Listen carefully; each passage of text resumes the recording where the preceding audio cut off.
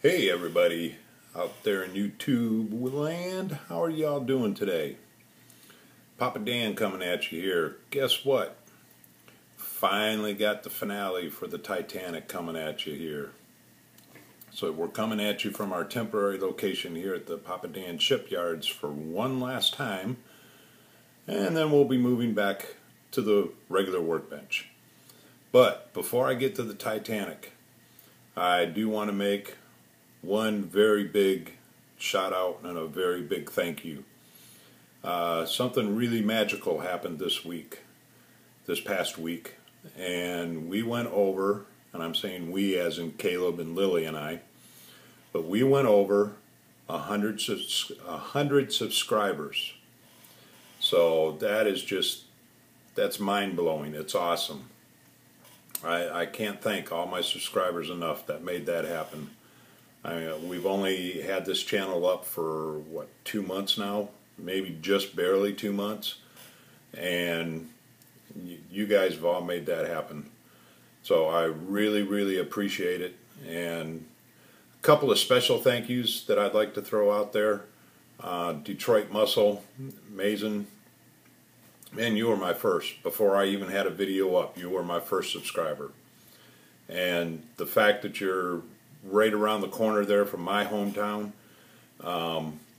that just makes it even more special. And I look forward to your comments all the time. And Dr. Cranky, what can be said about Dr. Cranky that hasn't already been said? The videos are great, very, very informative. I mean, you've taught everybody in this YouTube world a ton of stuff, and I personally just want to throw that thank you out to you. And then to a couple of really special friends, Tommy, Colonel Reb, sorry. Thank you very much. Your friendship has really meant a lot to me. And now I'm not sure if I'm going to pronounce this correctly or not. Big Sao, or Big Sao. You and your family, man, the friendship there is just been terrific. And Caleb really looks forward to seeing Julie, and I'm looking forward to seeing you and your son's build-off that you're going to have. That's going to be fun. So, and Caleb's next build, speaking of Julie, but Caleb's next build, I'm going to be showing him the airbrush because he saw Julie doing it, so he says he's ready for it. So I'm not going to hold him back. We'll give it a shot. So his next build that will hopefully be coming up here pretty soon, he's going to be learning how to use the airbrush for the first time. And one very special thank you, a very, very special thank you, goes out to Chris Chapman. I know you guys are probably, I've thanked him many times on my videos, and I'm going to thank him again. Chris, your friendship has just mean the world to me. I can't say enough. When I had trouble with the Titanic, I shot you a text message real quick, and you dropped what you were doing. You said, email me the pictures, let's see what's going on. And I emailed you the pictures, and we talked about it. You told me what to do to fix the problem, and within an hour, I was right back on track again, getting the boat done. So, or ship. I've been told that boats or ships this size, you don't call them boats. They were ships. My Uncle Bill taught me that a long time ago. But anyways, Chris, I can't thank you enough, buddy. I can't. So anyways, thank you to all of my subscribers. It's mind-blowing that it is just multiplied so quickly. And Caleb and Lily and I are having a ball. We're having fun doing this, and I don't see it ending anytime soon. So you're going to have to put up with us now. So, are you ready to see the Titanic? You want to see it? Let me get the camera turned around here and I'll show it to you, okay? Hold on. Alrighty. Well, those are my DVDs right there, but there it is. There is the Titanic. I'll try and get as close as I can for you here so that you can see it.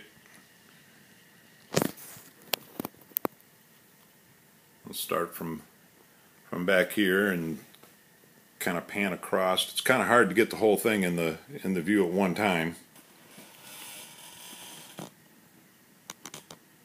The model itself, the ship itself, is 28 inches long.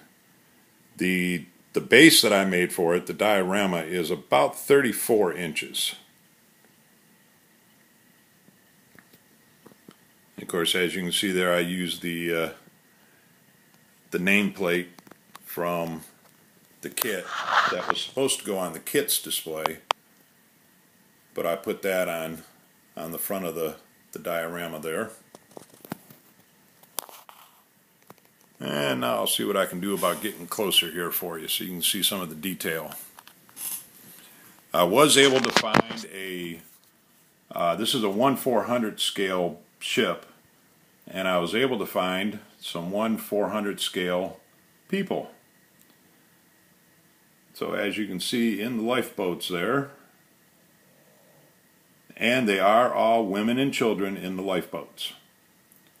Just in case you're wondering. But I've got all the ropes coming down from the side that would have launched the lifeboats.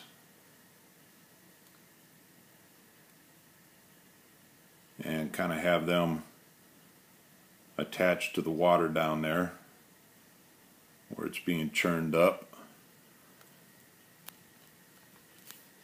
And then I'll show you sorry about the bumping around. But there's where the water's starting to come over the bow.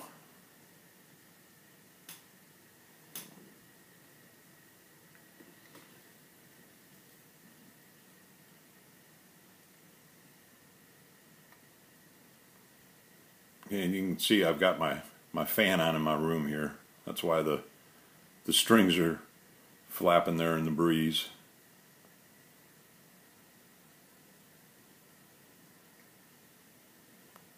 You can see I've got a few people on deck here too, right there, and there's a few more here in the back.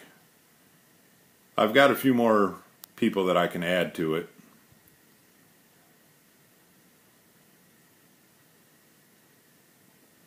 And there's another one there, just about in the center of your picture. He's running toward the back.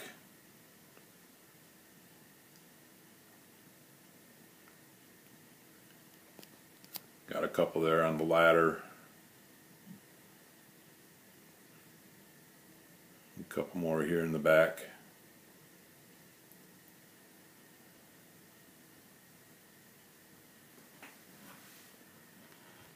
And there's a lifeboat that didn't quite make it. And somebody climbing the rope there to get back on. Get back on the ship. And that particular lifeboat right there, it's kind of hard to tell in the picture here because it's the white lifeboat up against the white wave, but it's capsized, and there are a couple of people there hanging on to the side of the ship.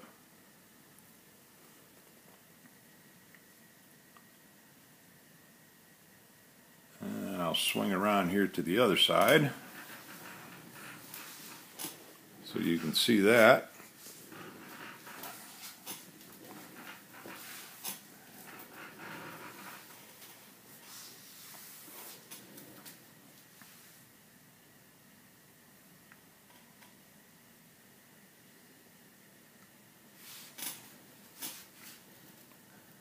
There's a couple more lifeboats being lowered down in.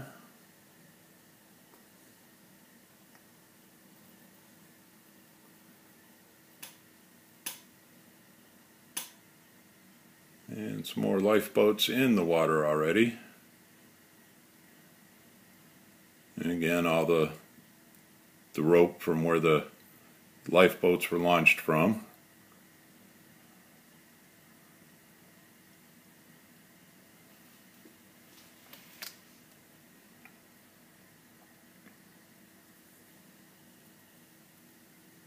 And I'll give you a bird's eye view here.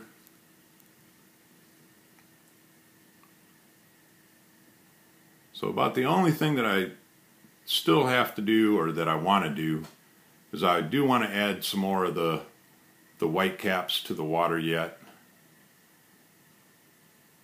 so that it's not just around the sides of the ship there.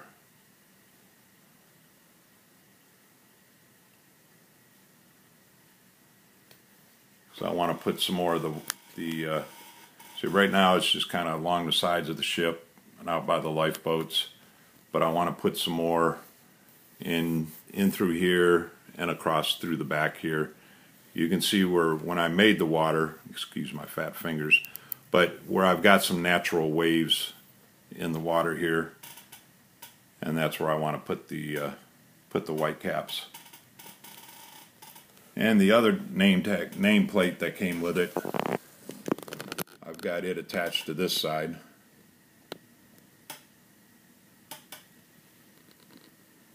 So if I ever want to spin it around and look at a different side, I got name tags on both sides.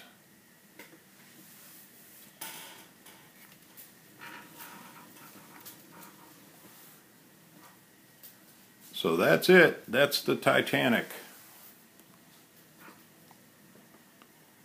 Come back over to this side here real quick. Yeah, the only problem that I had, in the last video I had told you that the model was putting itself together practically. I mean, it was just, it's a great kit. It's a fantastic kit.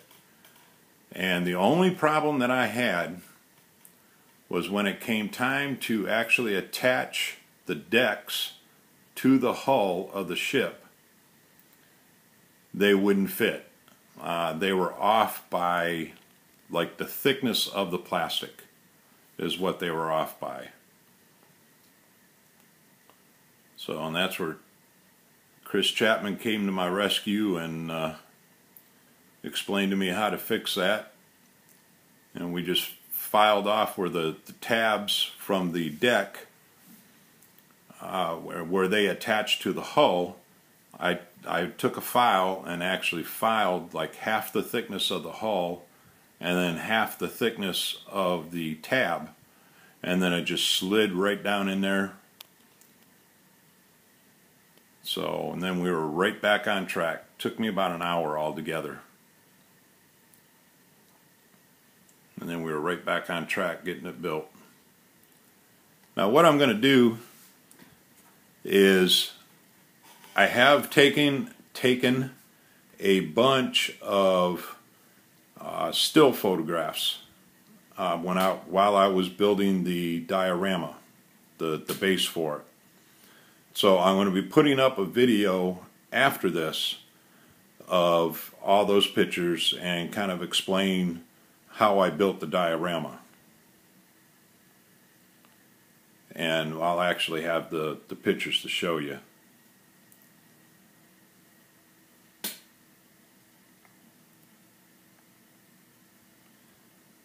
So that's the Titanic. Alrighty, let me get the camera turned around again and I'll show you what my next project's going to be. Hold on, be right back. Hey, well, I'm back. Alright, one quick thing that I wanted to mention too is, let me turn this light off because I think that's glaring. Yeah, that looks a little better. That I wanted to mention too is, I did not use the dry brushing for the white caps in the water. I had been practicing and to get my dry brushing skills down, to so to speak. And I saw another video on YouTube, and it was a product called the Golden Artist Colors Heavy Gel. And this stuff is actually pretty cool, especially for this. It's like a thick paste, and I'll show you here.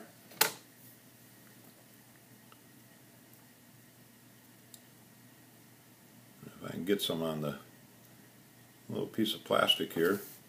And it's just like a real thick paste, and as you can tell, it will not come off of there. And it dries clear. So what you put it in a separate little container, and I actually mixed white paint in with it. And then I just used the toothpick and was just dabbing that on, and that kind of gave it, if you noticed going along the sides of the ship where I actually had it going up on the ship and had the waves going up, it added that extra thickness to it, which I really liked. So that's, just thought if anybody else is planning on doing a water diorama, this stuff is great. Makes some great white caps and everything. So my next build, I really liked doing this diorama. I had a lot of fun doing it. So my brother Brian up in Michigan, he's an amateur photographer and a very good amateur photographer. He's taken some outstanding nature shots, and that's pretty much his thing. That's what he likes to do, is nature.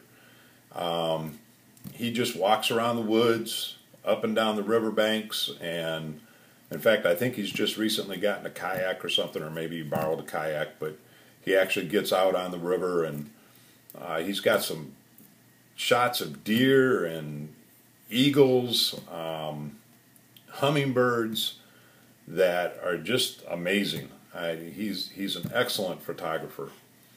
Well, last fall, in one of his treks around the woods, I guess, I'm not exactly real sure where he got this picture from, but last fall, this is a picture that he had taken.